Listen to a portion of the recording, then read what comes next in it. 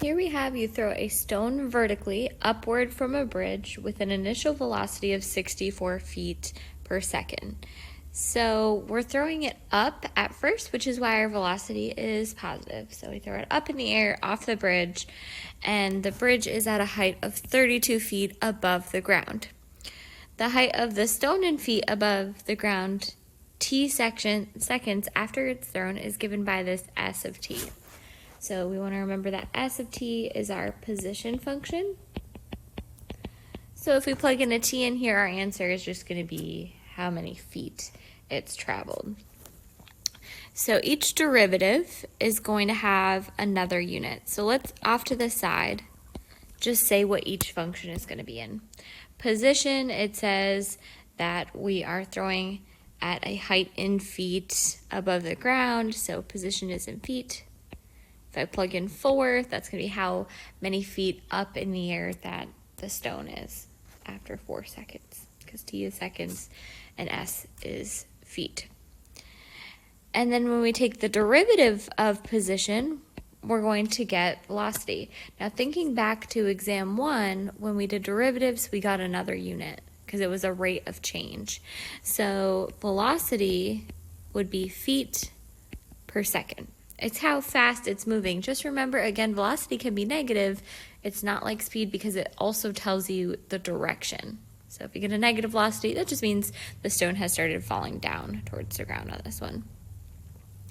And then lastly, if we're asked to find acceleration, every derivative is going to give us another unit in the denominator. So v of t is the first derivative of s of t, so we get 1 unit in the denominator, so feet per second, and then we do the second derivative of s of t, and that gives us acceleration, and that's going to be in feet per second squared. So I'd just like to get full credit on these, so I always put my units off to the side once I know them. The original is in feet, so the first derivative is feet per second, and a second derivative is going to be feet per second squared. You get another unit in the denominator. And now we can kind of tackle all of these parts here. So our first part says determine the velocity of the stone after t seconds. I'm just asked to find the velocity for any t seconds. I'm asked to find v of t. V of t sounds like it's going to be intimidating, but it's just the derivative of position. So we want to take the derivative of this polynomial, nothing too scary once we think about it because there's no product, quotient, or chain here. We just are going to say that we'll bring down the power and we'll have negative 32t plus the derivative of 64, t is 64, and then the derivative of 32 is 0. So the velocity for any seconds in t, we do negative 32t plus 64, and we know if we plugged into this, we'd be in feet per second if we had to plug something in, which we do in the next part. The next part says determine v of 1, v of 2, and v of 3. So we're just going to plug into the equation that we found. So v of 1 is going to be negative 32 times 1 plus 64, which is going to give us 32, and we want to remember our units, feet per second. Same thing, I'm going to do v of 2, and you can always grab your calculator. Negative 32 times 2 is negative 64, plus 64 is going to give us 0 feet per second. And then v of 3 is negative 32 times 3 plus 64, which is going to give us negative 32 feet per second. So what is happening here? Because the other part says, interpret your results. So let's go piece by piece at what's happening. V of 1, I would say the stone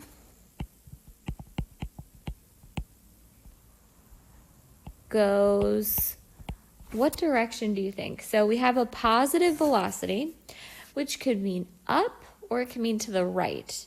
So thinking about the context of the problem, we're throwing a stone up in the air off a bridge. So I wouldn't say the stone is going to the right because we're not pegging it or trying to throw it to a friend or something. We're not throwing it horizontally, we're throwing it up vertically. So because this is a positive answer, positive means the stone goes up initially. Initially, we threw it up in the air. This next piece to interpret is 0 feet per second. So I'm kind of thinking back about those sign charts. I'm thinking about this sign chart. This 2 would be a critical number because it has a derivative of 0.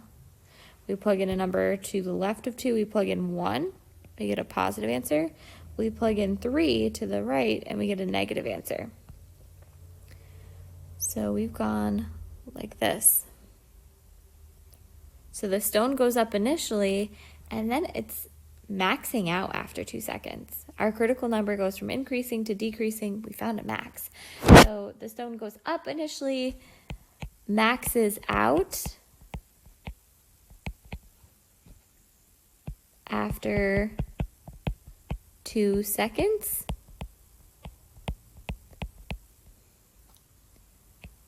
And then what's happening after 2 seconds? Well, we have a negative velocity. So then it starts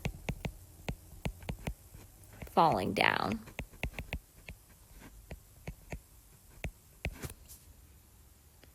So positive means it was going up at first. I'd interpret that as going up in the air.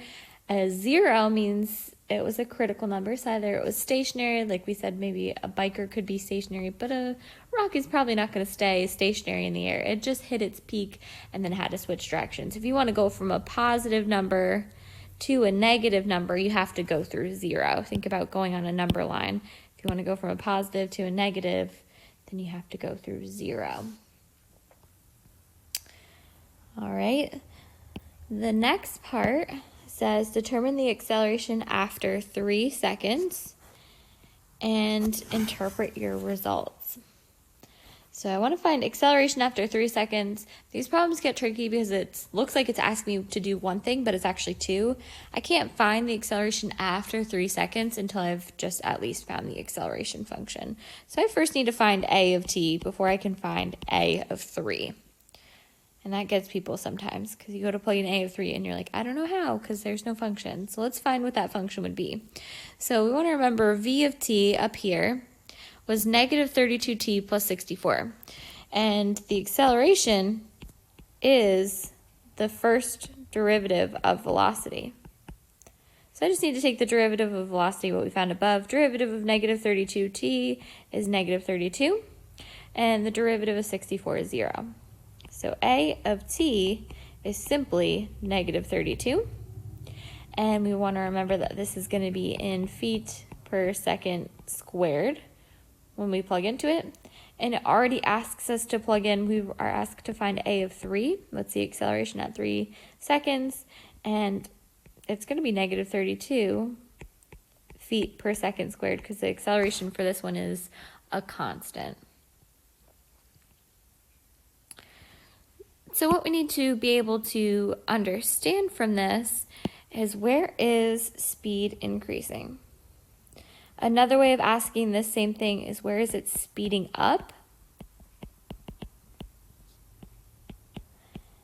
And we said this on the page before that it's increasing or speeding up when the signs are the same. So when a of t and v of t have the same sign. That's when it's speeding up. It's slowing down when they have opposite signs. So this is saying where is speed increasing? I need to see where they have the same sign. Well, I just made a sign chart with S. Let's copy it down here. S of t has a sign chart where at 2, it switches from a positive velocity to a negative velocity. And I want to compare that to a of t, which is always negative. So if I tried to copy this same sign chart down, it would be negative before 2 and negative after 2. Acceleration is always negative. It's even negative right at 2. So I need to figure out when it's increasing. So when do they have the same sign? Speed is increasing. And I would say, well, 2 has a velocity of 0, really. Before, it's a positive velocity, whereas acceleration is negative. So that's not where it's increasing.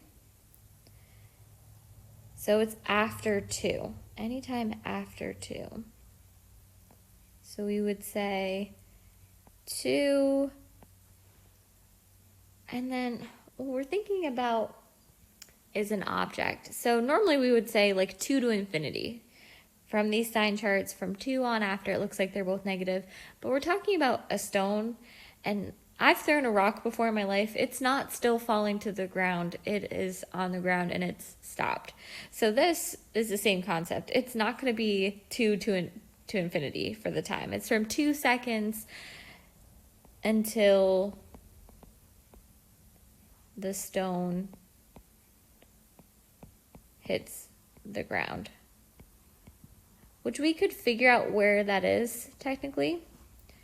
That would be where the position equals 0.